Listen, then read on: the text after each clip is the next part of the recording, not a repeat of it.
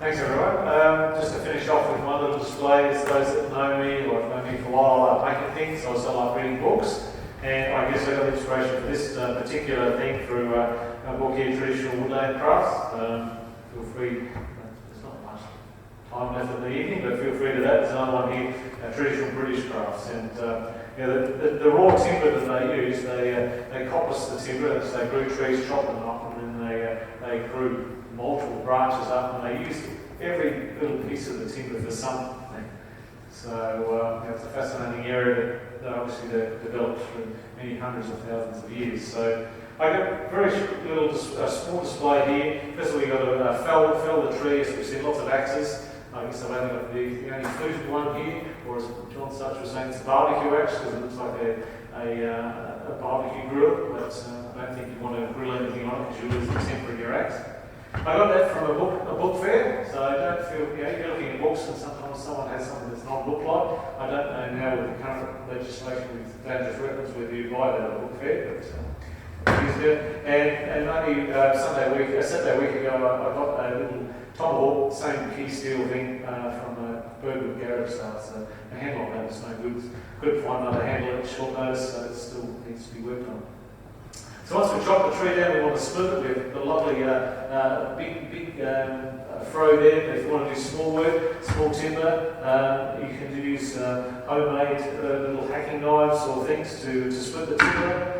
If you make them from mild steel, hit them with a metal hammer, you'll get them all burnt up. But if you make them from rasps or files, they'll last a lot longer.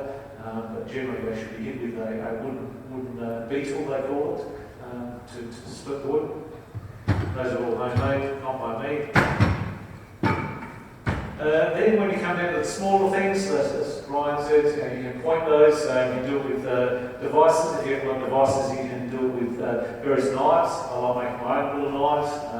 Hopefully that's not the length of a dangerous weapon. Anyway, this was a pallet paint scraper, so I've just reshaped that.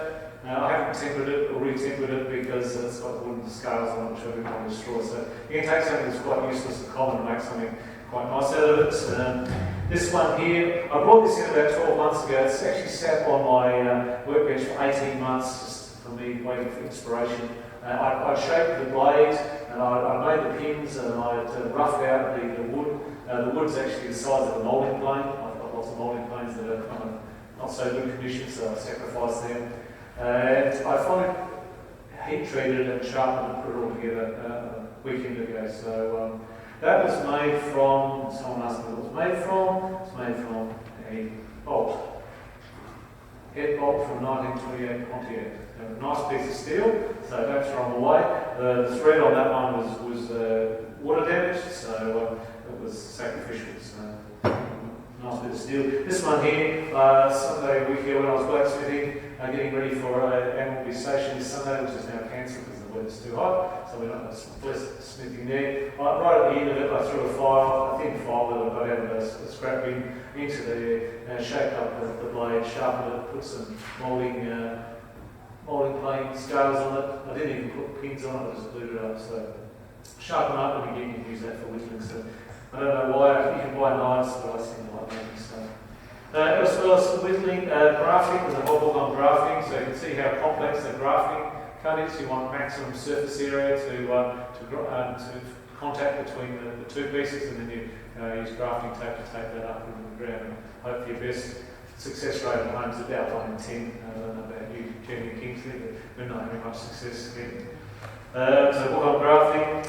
When I was at the swamp meet a few weeks ago, I was buying these and Michael Johnson, who's not here tonight, was saying, Steve, what are those? I've never seen those before. And so I wasn't aware that they are hunting knives for beekeeping.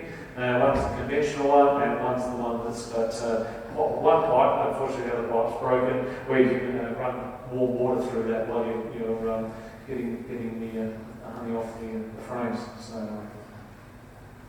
brought that along. And this little item here, I guess originally would have been woodland craft in terms of someone's steam bent or done in green with cane. Wrapped it all up, you would have used various different knives and things to cut that up, shape it.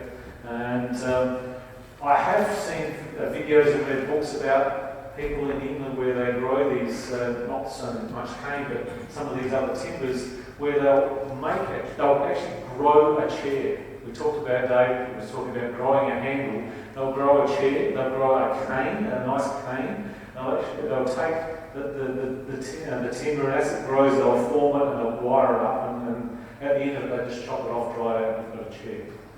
No joints or anything, so quite fascinating. This one's not so fascinating. It's had a very hard life. It's had a very agricultural repair. I picked it up on the way home today, on the way home from work, threw it on my grabbed it under my arm on the bike. 4 days later, I've got some home stuff. It's a nice example of someone's work. After this, if no one else wants it, you can probably go on the bonfire.